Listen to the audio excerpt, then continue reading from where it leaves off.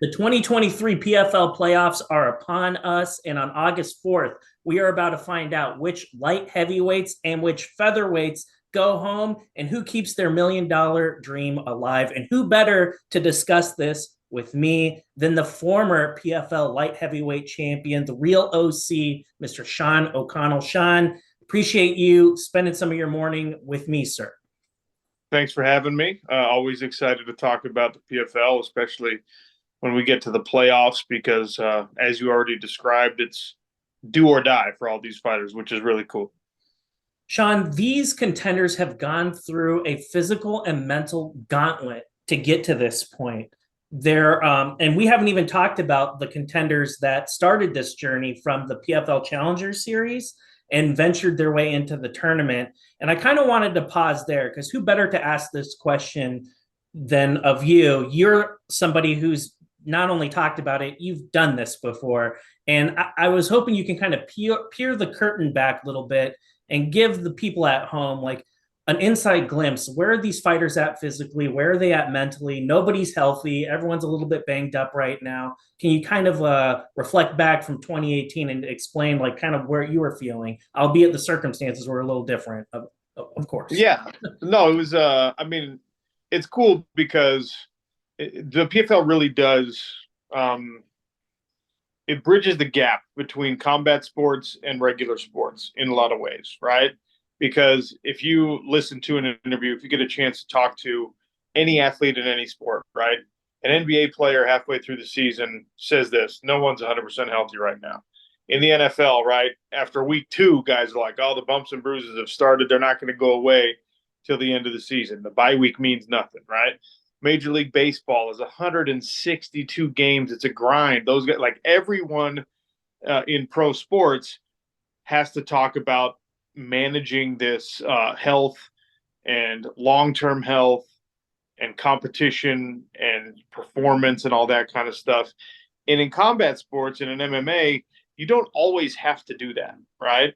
I fought in the UFC, and in the UFC, when you're hurt, when you're injured, you need surgery, whatever, you just say, hey, I'm out for 9 months. And as long as you're, in a certain standing with the company, they're just going to be like, all right, cool, we'll see you. If you're a belt holder, they'll probably have an interim title match in the meantime. But it's just like that in combat sports. Maybe the easiest thing about combat sports, which is obviously MMA is the most difficult of all of them, is that you can wait until you're ready for the most part, especially when you get to a certain level. That's not true in the PFL. In the PFL, your first fight, you're going to get hurt a little bit, right? Probably, unless it goes perfectly. You're going to have some bumps and bruises. You'll crack your knuckles. Even if you have a perfect fight, even if you dominate and you win, your offensive weapons can hurt you in MMA, right? So maybe you bang your hands up or something like that. Maybe you pop a bone in your foot, something like that. Well, you got to get right back to it. And it's really cool because it demands a different level of professionalism and commitment from fighters that, if they're not used to the PFL format, is shocking to them. You look at a lot of the guys that have come over from other organizations, even really high-level guys, they've underestimated how grueling it is. And it is. So I love that there's a bit more of an understanding of it now, that the big voices, guys like Anthony Pettis, who came over, were like, dude, I underestimated how difficult this was going to be. And when somebody of that caliber, who's been at the level he's been at, says something like that, I think it helps the fans understand just how nasty it is to try and get through 4 fights in 8 months. Absolutely. And you hit on something that I think is very interesting. We in the media, we spill a lot of internet ink on the Anthony Pettises, on the Shane Burgoses that have come over into the PFL. But for me, where I sit, I spend most of my time predominantly covering regional MMA. And when I look at the PFL, I've seen this all over the world. The PFL has done the best job over any major MMA promotion about acquiring the best talent in the world. When you look at who are the best fighters coming out of Australia, who are the best fighters coming out of Europe, who are the best fighters that are coming out from the USA, particularly with the females, the PFL is acquiring this talent and putting them through the pipeline. And I was hoping I could ask you about that. Like from 2018 to today, the young talent that are rising through the ranks, the Delano Taylors, the Elvin Espinosas, like they're on the cusp of achieving something, I think, very special. I agree with you, and I think it's something that it represents the evolution of the sport in a way, right? It's not just, oh, I got a phone call from this guy's manager. He's 15-2. He's already, at least halfway through his MMA career, and now maybe we should give him a shot on the big stage, which is kind of how it was for a lot of us back in the day, right? It's not like that anymore. Right? The UFC does this, the PFL does this, one championship does this. You go out and you farm talent early on in their careers when they're 3-0, 1-0, 0-0 in the case of some like transitioning athletes, college wrestlers, Olympians, things like that. And you find them and you help develop them. You help get them the right kind of fights, get them in the right kind of training camps. And the results, I think, in the next 5 or 10 years are really going to speak for themselves, because you're going to have 25 to 30-year-olds that are 15, 20 fights deep and are just absolutely incredible when it comes to their skill, their technique, their professionalism, the way that they handle conditioning and weight cutting and all that kind of stuff. And it's something that the PFL has been very focused on, and PFL Europe is helping with that. When we launch another regional league in Middle East, North Africa, in Southeast Asia, in Oceania, PFL Africa, where Francis Ngannou is going to be the chairman. All of this is going to follow that kind of blueprint of identifying young talent and helping get them the appropriate level of development and of competition throughout their careers, so that you don't have to wait until someone's built a name on a regional scene. When they're 31 years old, you finally give them a shot on the big show. That's early 2000 stuff. That's not how it's going to be anymore. And we've seen, by the way, like, think of the Diaz brothers, think of Robbie Lawler. Those guys are outliers. Rory McDonald, those guys are outliers because we saw them on a big stage when they were young. And that's why they're such legends. That's going to become the norm in the future. I'm really excited about that. I absolutely am as well. And it's a perfect segue onto the August 4th card, because I feel it's a really good mixture between established, poster named people that we all know and young talent that probably only dorks like me would know. And there's one fight in particular that it really interests me on the undercard. It's with Chelsea Hackett and Kai Bennett. Chelsea Hackett was supposed to compete in the PFL Challenger Series. She had some visa issues that she needed to sort out. Now she has an opportunity to fight Kai Bennett. On paper, Sean, you look at this Hackett, a 3-1 girl, going up against a 3-2 girl. A lot of people probably aren't going to pay too much attention to it, but it's a very high level bout. Hackett's a former Muay Thai world champion. She goes up against Kai Bennett, who's an Invicta and Bellator veteran. I'm excited about this matchup, and I was hoping I'd get your perspective. Is there something about these two gals that make them unique fighters in your mind? Well, yeah, I mean, it's what we were talking about before. You see the juxtaposition of someone who's kind of been on the high level shows in mixed martial arts with mixed success, admittedly, right? And then you see someone who's coming from another combat sport at a world championship level and trying to do the MMA thing. We've seen this with kickboxers. We've seen this with Muay Thai practitioners, with jiu-jitsu purists, with boxers. Sometimes it goes well and sometimes it doesn't, right? And Muay Thai especially is a striking style that we think is going to translate very smoothly into MMA. And then for some people, it just doesn't. I think with Hackett, the athleticism, right, the durability, the youth, of course, all kind of are in her favor. And the vision is that you'll have another like Australian Oceania version of a Dakota Ditcheva type prospect. But this is why the PFL is so great. This is why mixed martial arts is so great, because the best laid plans can be dashed very quickly once you get into competition. Every individual's got to show up, has got to perform. And so I'm looking forward to see what both of those women can do.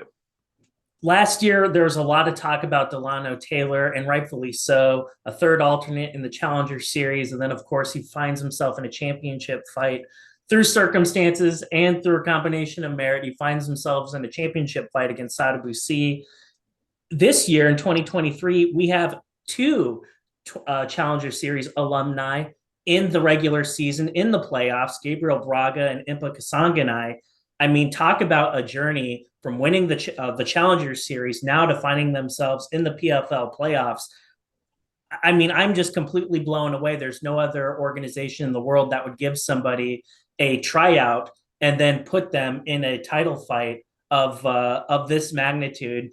And when you look at both of these guys, Gabriel Braga in particular, he just got an impressive knockout victory over Marlon Moraes.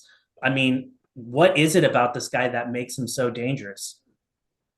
I mean, he is the new generation of mixed martial artist who was raised in a gym training everything, right? Guys from my generation and the older generation, and even probably just a couple years after me, were wrestlers who took up MMA after their wrestling career was over, football players who took up MMA after their football career was over, et cetera, et cetera. That's not the case with Gabriel Braga. Gabriel Braga's dad is a fighter, and Gabriel's been training mixed martial arts since he was able to throw on a gi and roll around as a 4-year-old. They started to bring him up in this way. The same is true of Josh Silveira in some ways in our light heavyweight bracket. And then you mentioned Impa Kasanganay. Impa Kasanganay is the other version of what I was talking about. Impa Kasanganay was just an all-around super athlete who played college football, who somebody convinced that he should be fighting in mixed martial arts. And we've seen what he's capable of. Now, him at his very, very best, he can win a title.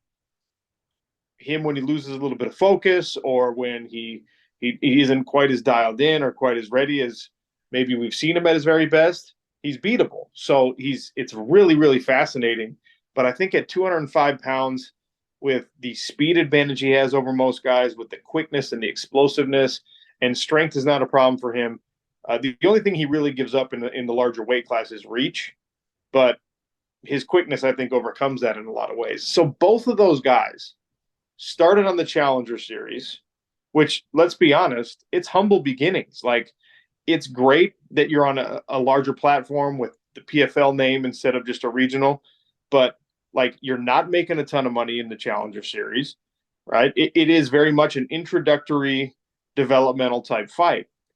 And the only thing you're promised is an opportunity. And both of those guys have taken advantage of the opportunity and are now a fight away from a championship, 2 fights away from a $1 million belt. That's not something the organization decides to do, right? That's not something like, we like this guy, so we're going to match make him into a champion. Nope. They showed up, they beat who you put in front of them, and they leave nobody any choice but to watch them keep advancing and keep growing.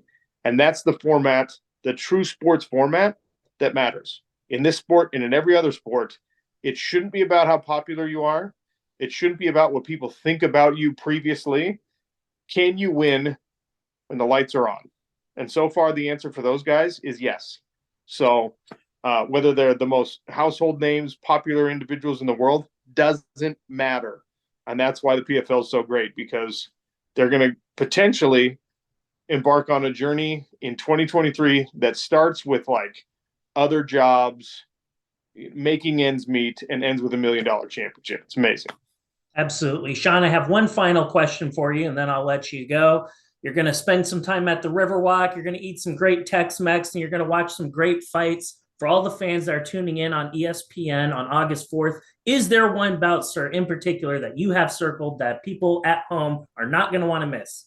Well, we had some breaking news about one of our playoff matchups, right? Bubba Jenkins. I think a lot of folks thought that Bubba Jenkins and Mavlid Haibulaev were maybe on a collision course to meet one another in a final, and now all reports point to Mavlid being out. So I am very, very curious just to see what happens in that bracket in general, because Chris Wade was the next one on points. So if Chris Wade is healthy and Chris Wade is ready, then Chris Wade should be able to step in. But Chris Wade, it's a murderous weight cut for him. So if he's out of shape in any kind of way, is he even going to be able to make 145 pounds? And if he can't, Brendan Loughnane jumps in, and Brendan Loughnane, last year's champion, who missed the playoffs because Jesus Pinedo knocked him out. I mean, the storylines just abound here. And for that reason, I am very, very excited about this card. For that reason and many other reasons, but for that reason especially, because there's like that featherweight weight class, for whatever. There's a bunch of guys who just really don't like each other, and now we're setting up some really high stakes opportunities. Fighters who have genuine distaste for one another and are going to be potentially competing for $1 million championship against the same guy that they just can't stand. Well, that is definitely something you, ladies and gentlemen, are going to want to tune in for. Sean, I appreciate your time. Thank you so much for spending it with me. I look forward to August 4th and the rest of the season, sir. Thanks for having me. Thanks for tuning in. Everybody keep following. I promise you, huge things are coming for the Professional Fighters League, and you're not going to want to miss it.